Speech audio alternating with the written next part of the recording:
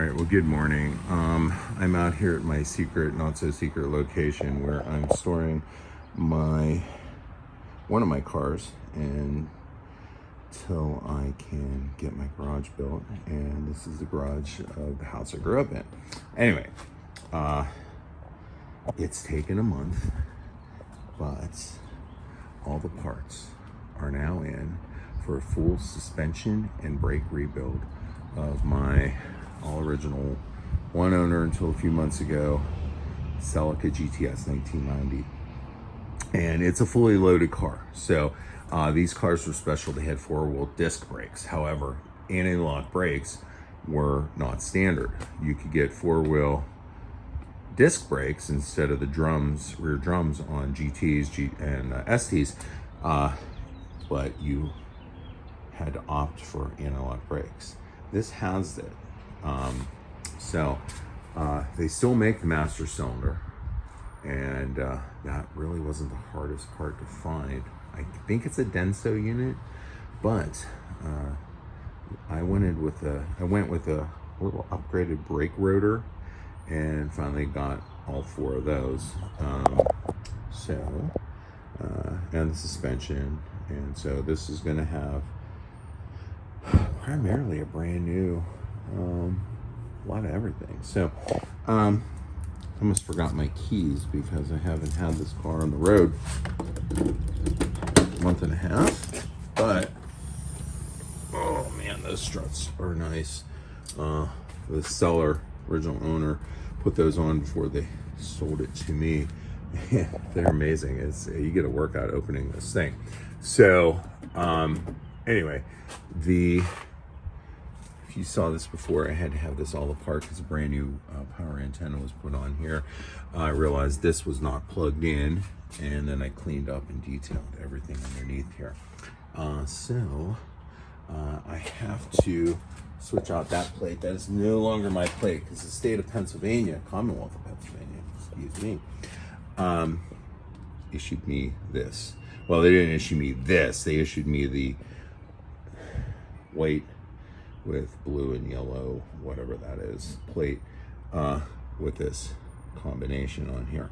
So I'm putting this on here, and it's my plate, except it's not my plate. I'll have the other one in the car if I ever get pulled over. Anyway, so I'm going to switch that out, get on the road up to the garage, and they'll have it in the shop for a couple weeks, working on it in their spare time. You know what's funny is that today I'm also going to be filming something, my 57 Chrysler, and I was able to get those parts within a couple days, which is amazing for a car that old that you can find those parts. But they're simple, and they use those parts, and I was blown away by a lot of the parts were in production until the M bodies. The 1985, whatever they were,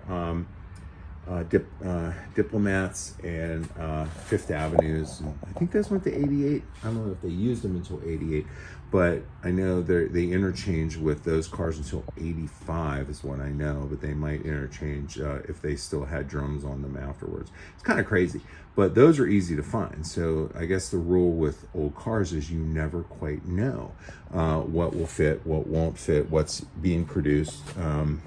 This car, couldn't have it until it was all ready to go. Now, I put on here these back on it. These are these smaller GT wheels. You can see the offset they're not as wide as they need to be. The GTS wheels are getting refinished, or they will be. I'm just waiting for the tires. There was some Norwegian brand, which is fine if that's the only thing you can have that will fit that, but there's also Pirellis, and those are the only two tires made in that size. It's almost an extinct size tire. I've had those ordered for 2 months now, and I guess they're ramping up a batch of them. Parts availability is kind of a weird thing with these cars. They may be available, but not readily available. If you kind of get the nuance of that. They make them, but they make them in small batches. So if you don't get it, you're out of luck till they do it again. So that's why I'm going ahead and trying to replace everything I can. And then I'm going to keep the old master cylinder on this. So in the future, I have it as a core if I could rebuild it. I have that level of fear that these, at 34 years old, this thing will eventually suffer the fate of you can't even get that master cylinder. So I'd like to have another one in my arsenal in case I need it, because this car's not going anywhere. And you kind of don't have to be a hoarder, but you kind of have to be you have to have some things put away. And braking's pretty important. And if those are unique parts, rotors, you could think you can kind of get away with some other kind of rotors that'll work on there, but you can fabricate brake lines, so forth. But a master cylinder for a very unique car. So if I'm correct, there was a master cylinder for the front disc rear drum. There was a master cylinder for the all-wheel discs, non-ABS, and the master cylinder for mine, which is all 4 discs ABS. It's kind of crazy, but that's the nature of cars, not just foreign cars at this time, but try to find parts for a Pontiac 6000. Over the years from 82 to 91, the interchange manual is like that thick, and I am not kidding you. There's different trim levels, there's different mechanical parts, and the interchange is not simply, well, oh, that's off an 85, that'll fit on an 86. Maybe, maybe not. So anyway, I'm gonna switch this plate out, and I'm gonna do a little walk around of this because I love this car. I really love this car. I'm very, that's my 86 Pontiac 6000 STE, and that's going to be a project, and I'm not quite sure how the extent I want to do with it. And then my TRD Pro. I love the TRD Pro. If I had to go to 2 cars, I'm just going to tell you right now, it'd be the TRD Pro and it'd be the GTS, because while my GT is a much more original, cleaner, kind of lower mileage example, this is a liftback. This is Super Red, Arrest Me Red, and it is a fully loaded. Now I know it is a fully loaded example because it has everything, including the leather, the 10-speaker, 220-watt sound system, and the ABS. So I'll do this real quick, get this ready to go, and then I'm gonna head up to Greensburg, Pennsylvania, to Sarah Automotive.